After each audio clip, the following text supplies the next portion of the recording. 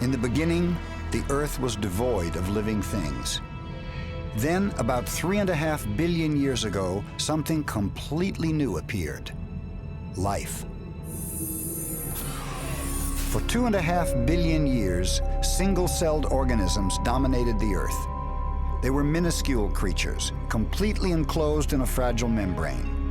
These were living, pulsing beings, but they were not animals. Somehow, cells developed a language that allowed them to work together. When they did, it was a turning point for life on Earth. The very first animal had begun to take shape.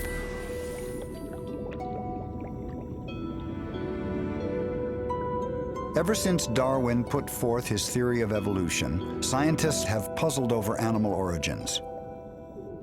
At long last, scientists think they have found a creature that links us to a moment in deep time, to the first animals of Earth. It is a creature that is somewhat alien in its appearance, a being without a nervous system, muscles, limbs, or a brain. Its body is defined by a loose assemblage of cells. It is the ancient sponge. Sponges don't give up their secrets easily. Their apparent simplicity is both provocative and perplexing. At a distance, they seem solid. But a closer look reveals a labyrinth of tiny holes, tunnels, and chambers. Unlike our bodies, sponges have no definitive shape. They are as varied as their many habitats.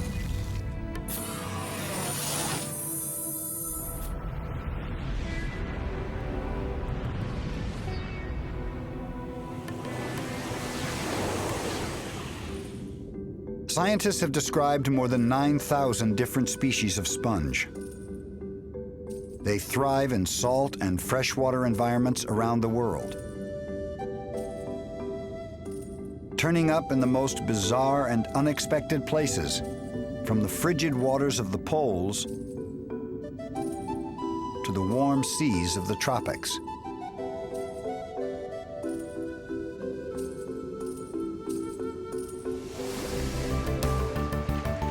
When we think of animals, we conjure up something entirely different. Animals move. They feed themselves.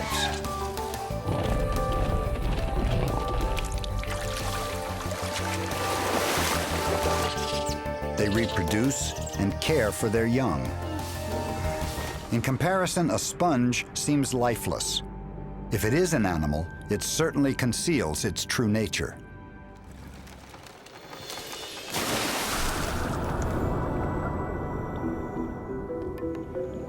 We need sponges to study in the lab, and so we have to collect specimens. But we need to just cut a small section to be examined, and because it doesn't have a nervous system, we are not really hurting it. In time, the cut area will grow again as if nothing had happened to it. All animals rely on cell-to-cell communication. But Diaz and others have been able to show that sponge cells have a unique way of working together. Cell-to-cell communication is very important for all organisms. But in sponges, it's uniquely important because in sponges, cells carry out all the functions that other organisms are taken care of by specific organs like the heart or the nervous system or the skeletal system or the blood. So sponge cells have many responsibilities to perform. Unlike most of our cells, those of sponges retain a special freedom. They can continuously reinvent themselves, performing some truly miraculous feats.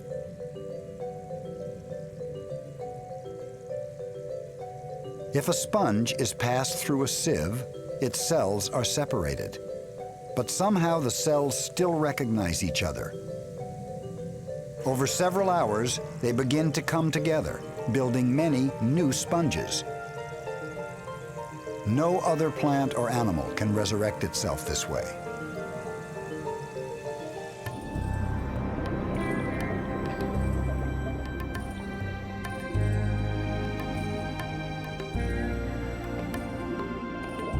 While the sponge appears strikingly different from other animals, it does share some basic hallmarks of animal life. Its cells are held together, in part, by a protein called collagen, which is possessed by all animals on Earth. Collagen, which is the most abundant protein in the animal world, forms the supportive system for the sponge body. Most people, when they think of a sponge, they think on their bath sponge. And when you have a bath sponge in your hand, what you're holding is a soft skeleton that is made of collagen. But unlike the bath variety, many sponges aren't soft at all. In addition to the soft collagen of the bath sponge, many have millions of brittle crystalline spicules embedded in their bodies. Spicules are microscopic structures that help give a sponge its rigidity and form.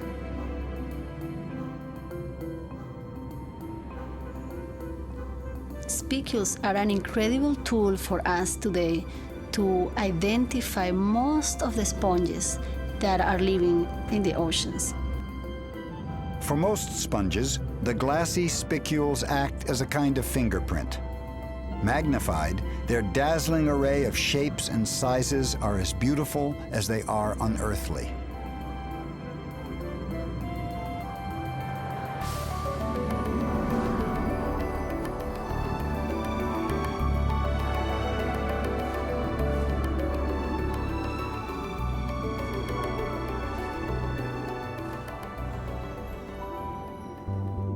If the sponge is indeed an animal, it must eat to survive.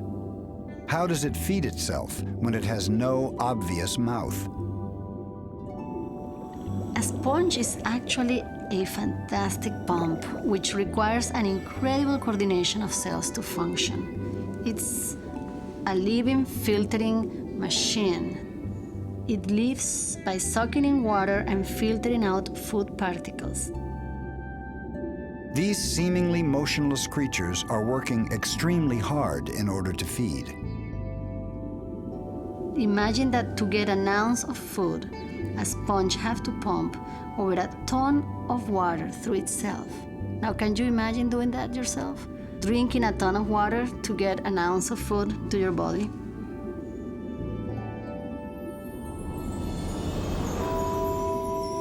To make the invisible visible, Diaz injects a harmless colored dye into the water near the body of a sponge.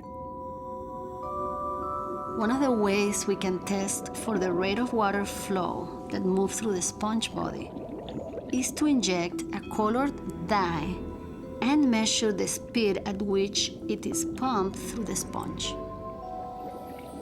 When I start seeing the colored dye coming out of the sponge in less than 2 seconds from when it was applied, I could not believe my eyes.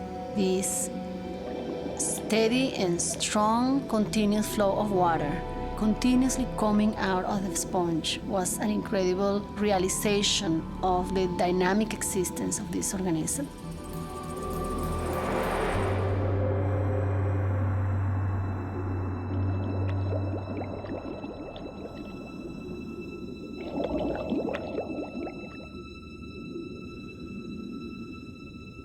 It's an incredible sight to witness.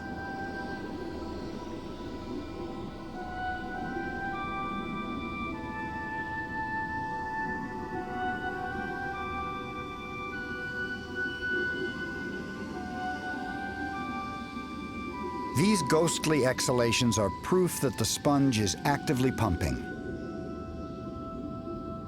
With no mouth, it sucks water directly through its sponge-like body walls. which are shot through with millions of narrow canals and tiny chambers. How does it do it? The best way to find out is to enter one of the many portals into the sponge's secret inner world.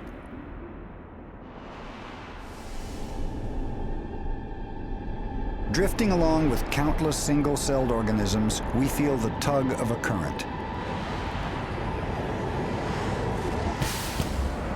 In the wonderland within, this sponge's cells all work for the common good, but they do it in wildly different ways. As the current draws us on, we pass sponge cells that are making new spicules.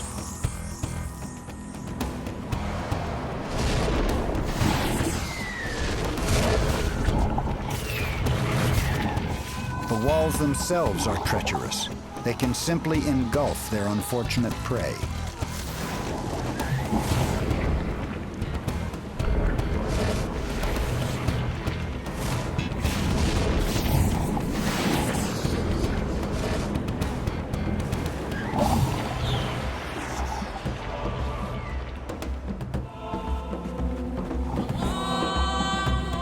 As we are drawn through ever narrower passages, the current slows until we burst into one of the sponge's millions of tiny beating hearts. These are choanocytes, cells whose whip-like flagellae powers the pump. The flow quickens again as it whisks us away through the labyrinth of canals that lead out into the sponge's central cavity.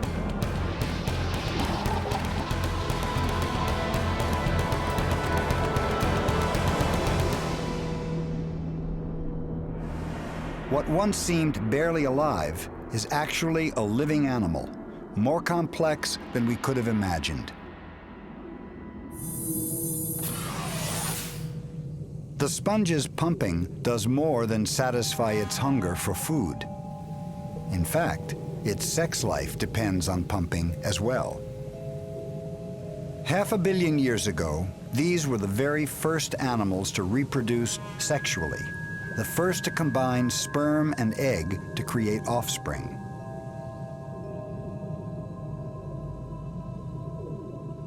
Set adrift, some sperm will be lucky enough to enter another sponge of the same species. If the sperm are truly fortunate, they will fertilize the eggs within.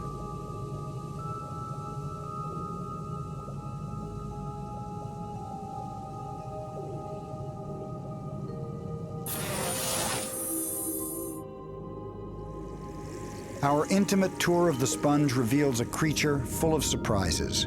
From feeding to reproduction, it engages in elaborate behavior. More than a mere aggregation of cells, the sponge is in fact a living, thriving animal.